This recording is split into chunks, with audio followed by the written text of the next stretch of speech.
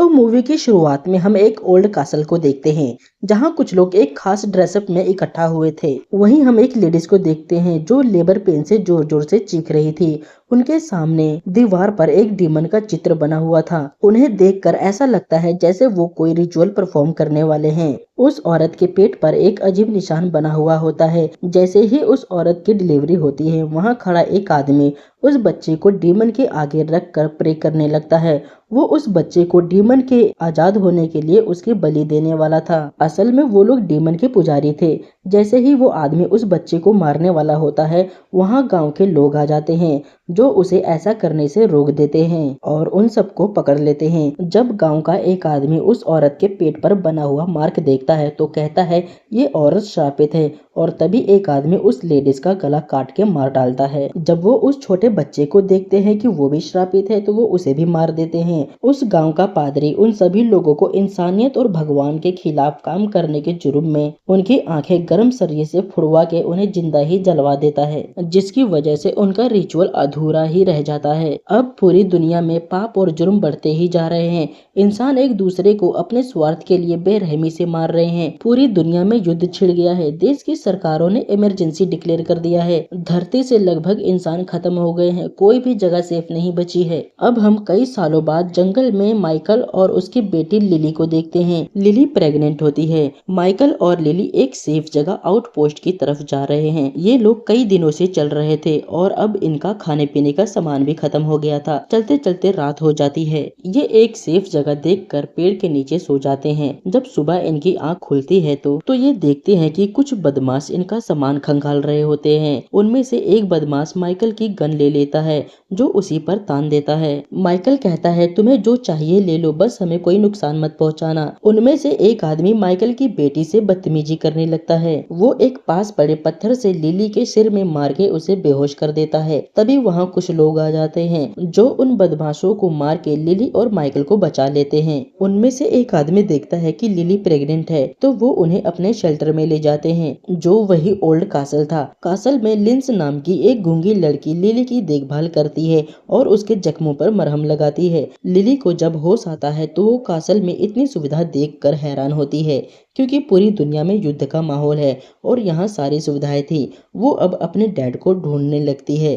तभी वहाँ एक लंबे बालों वाला आदमी आता है जो उसके डैड से मिलवाता है और कहता है कि तुम यहाँ सेफ हो। उनके अलावा उस कासल में और भी कई लोग थे। इस कासल में इतनी सुविधा देखकर लिली और माइकल को इन पर शक होता है कि जरूर दाल में कुछ काला है। माइकल के पूछने पर वो लंबे बालों वाला आदमी कहता है हमारे चर्च के फादर ने कहा है यहाँ आया हर आदमी के मेहमान नवाजी में कोई कमी नहीं होनी चाहिए। वो तुमसे मिलकर बहुत खुश होंगे। अब शाम हो जाती है। वहाँ के सभी लोग खाना खाने के लिए बैठे होते हैं। तभी वहाँ चर्च के फादर आते हैं जो इन सभी सुविधाओं के लिए भगवान से प्रार्थना करते हैं। लिली और माइकल को भी लोगों के सामने इंट्रोड्यूस करते हैं कि हमारे साथ हमारे दो और भाई बहनों को रहने के लिए भेजा है। फादर लिली और माइकल के साथ ही खाना खाते हैं। खाने के बाद माइकल फादर से आउटपोस्ट के बारे में पूछता है तो फादर कहते हैं वहाँ कुछ भी नहीं है। कोई भी आउटपोस्ट नाम जैसी सेफ जगह नहीं बची है। वहाँ जाना समय की बर्बादी है। तभी एक आदमी उनके लिए काली चाय लेकर आता है। वो लोग चाय पी लेते हैं। माइकल कहता है हम आपका अपमान नहीं करना चाहते पर हम वहाँ जल्द से जल्द पहुँचना चाहते हैं। और फादर कहते हैं हम यहाँ से मानवता की नई शुरुआत करेंगे। तभी माइकल और लिली को चक्कर आने लगते हैं और बेहोश हो जाते हैं। उनकी चाय में फादर ने बेहोशी की दवाई मिलवा दी थी। माइकल को एक कसाई घर में बंद कर दिया जाता है जंजीरों से बांध के। जब उसे होश आता है अपने आसपास इंसानों के हाथ पैर कटे देख वो दंग रह जाता है। लिली को अलग कमरे में बांध के रखा गया था। जब लिली को होश आता है वो देखती है उसके बगल में एक और प्रेग्नेंट औरत को बांध के रखा गया था। उस औरत के पेट पर भी वही अजीब निशान बना हुआ था जो स्टार्टिंग में रिचुअल के समय औरत के पेट पर बना हुआ था। यहाँ हमें पता चलता है कि ये लोग उन्हीं के वंशज है जो उस रिचुअल को पूरा करके शैतान को आजाद करना चाहते हैं।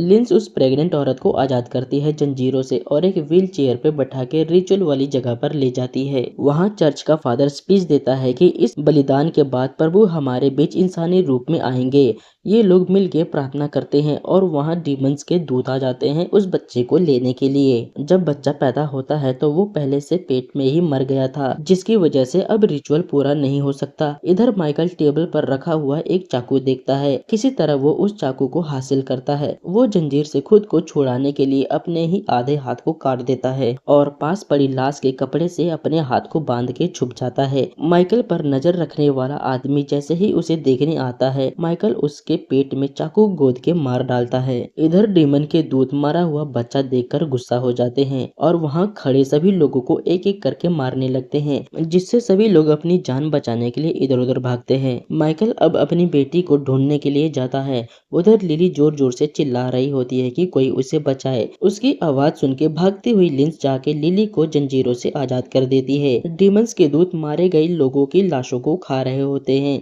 तभी चर्च का फादर होश में आ जाता है, जो अभी तक मरा नहीं था। उसे देख के दूत अपनी तलवार से उसे मारने जाते हैं।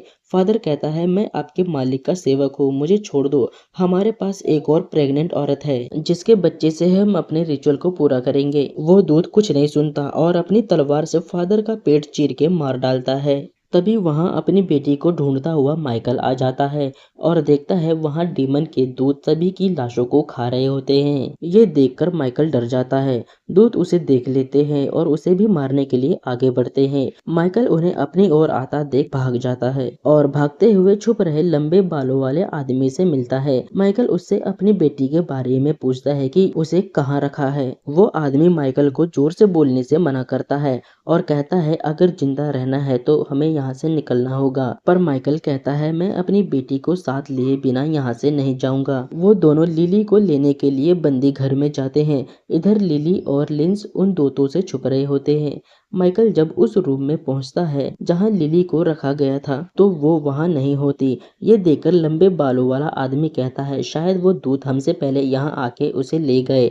माइकल पूछता है, ये सब क्यों हो रहा है? तो वो आदमी बताता है, बच्चा मरा हुआ होने के कारण रिचुअल फेल हो गया, जिसकी वो हमें सजा देना चाहते हैं, लेकिन हम लोग चाहे तो यहाँ से निकल सकते हैं। माइकल को विश्वास नहीं हो रहा होता कि उसकी बेटी मर गई है और दोनों बहस कर लेते हैं। इनकी आवाज सुन के एक दूत वहां आ जाता है, जिसे देखकर दोनों भाग जाते हैं। इधर लिंस और लिली दूत के हाथों पकड़े जाते हैं। लिली को प्रेग्नेंट देखकर दूत उसे कुछ नहीं कहता और लिंस को गला दबा के मारने लगता है। लिली डर के भागने लगती है। उसे भागता देख दूत लिंस को वहीं छोड़ देता है। माइकल और वो लंबे बालों वाला आदमी लिली को ढूंढ रहे होते हैं। तभी उन्हें लिली के चिल्लाने की आवाज आती है। लिंस देखती है वो दूत लिली को पकड़ के ले जा रहे हैं। यह देख लिंस डर के भागने लगती है और भागते हुए माइकल से जा मिलती है। वो लंबे बालों वाला आदमी कहता है, लिली को दूतों ने पकड़ लिया है, अब वो नहीं बचेगी, हमें यहाँ से चलना चाहिए। पर माइकल अपनी बेटी के बिना नहीं जाना चाहता था। माइकल के न जाने के डिसीजन से वो आदमी अकेले ही जाने लगता है। आगे जाते ही एक दूत उसके पेट में तलवार मार के उसकी आंतें बाहर निकाल देता है और उसका मुंह फाड़ के मार डालता है। लिंस माइकल को लेकर रिचुअल वाली जगह पर आती है। यहाँ ये लोग देखते हैं एक दूत उसकी बेटी के पेट पर हाथ रखकर मंत्रों के जरिए डीमन को समन कर रहा है, जिससे लिली के पेट पर भी एक मार्क बन जाता है। माइकल पास पड़ी एक लाश से भाला निकालता है और एक दूत के सीने में मार देता है। बाकी के दूत माइकल को देखकर उसे मारने के लिए आगे बढ़ते हैं। तभी लिंस जिस दूत के भाला लगा था उसकी बॉडी में आग लगा देती है, जिससे सारे दूत होश खो बैठते हैं। इसी बीच ये लोग लिली को छुड़ाते हैं और यहाँ से भागने लगते हैं। ये आगे जाके देखते हैं एग्जिट गेट पर ताला लगा होता है। माइकल एक पत्थर से ताले को तोड़कर गेट खोल देता है। तभी लिंस देखती है माइकल के पीछे एक दूत आ जाता है, जो उसके पेट में सरिया मार के मार डालता है। ये देखकर लिंस लिली को लेकर भागने लगती है। सभी दूत घोड़ों पर बैठकर इनका पीछा करते हैं और अंत में इन्हें घेर के पकड़ लेते हैं। एक दूत जैसे ही लिली को पकड़ने जाता है, आसमान से बादल छट जाते हैं। जैसे ही सूरज की रोशनी दूतों पर पड़ती है, वो सभी मारे जाते हैं। ये दोनों अब वापस कासल में आते हैं। लिली अपने डैड को मारा देखकर रोने लगती है। इसके बाद लिली अपना बैग और डैड की गन को लेकर लिंस के साथ आउटपोस्ट की तरफ जाने लगती है। जब ये दोनों आउटपोस्ट पहुंचते हैं तो सच में वहां कुछ भी नहीं होता।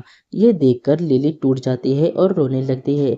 तभी उन्हें किसी लड़की के रोने की आवाज आती है। जब ये लोग अंदर जाके देखते हैं तो 3 बदमाश एक आदमी और औरत को मार रहे होते हैं। लिली यह देख बिना देर किए पिस्तौल से तीनों बदमाशों का सिर उड़ा देती है। वो लड़की बदमाशों को मरता देख अपने रूम में भाग जाती है। लिंस उसे संभालने के लिए अंदर जाती है। लिली घायल पड़े आदमी से पूछती है कि यहाँ क्या हुआ था। तब वो आदमी बताता है कि कासल के लोगों ने ही आउटपोस्ट पर अटैक किया था, यहाँ के लोगों को मारा और बचे लोगों को अपने साथ ले गए। लिंस अंदर देखती है कि वो लड़की अपने 2 बच्चों के साथ छुप रही थी। तभी एक आदमी पीछे से आके पाइप से लिंस को मार के बेहोश कर देता है। लिंस की आवाज सुन के लिली अंदर आती है तो वो लिली के हाथ पर मार के गन गिरा देता है। अब वो लिली का गला दबा के मारने लगता है। तभी लिंस पीछे से आके उस आदमी का गला काट देती है, जिससे वो मारा जाता है। लिली को अब लेबर पेन होने लगता है। लिंस और वो लड़की ब्लीडिंग होते देख समझ जाती है कि लिली की डिलीवरी होने वाली है। दूत ने डीमन की सोल को सम्मन करके बच्चे की बॉडी में डाल दिया था, जिससे बच्चा श्रापित हो गया था। लिंस और वो लड़की लिली को लेकर वापस कासल में आ जाते हैं। यहाँ ये लोग लिली की डिलीवरी करते हैं और उस बच्चे के डीमन के आए दूध के हाथों में सौंप देते हैं, क्योंकि बच्चा इनके पास रहता तो इनकी जान पर हमेशा खतरा बना रहता। कुछ देर बाद ये लोग देखते हैं कि वो छोटा बच्चा हवा में फ्लोट कर रहा है और एक तेज रोशनी चमकती है। इस तेज रोशनी के साथ ये मूवी यहीं खत्म हो जाती है।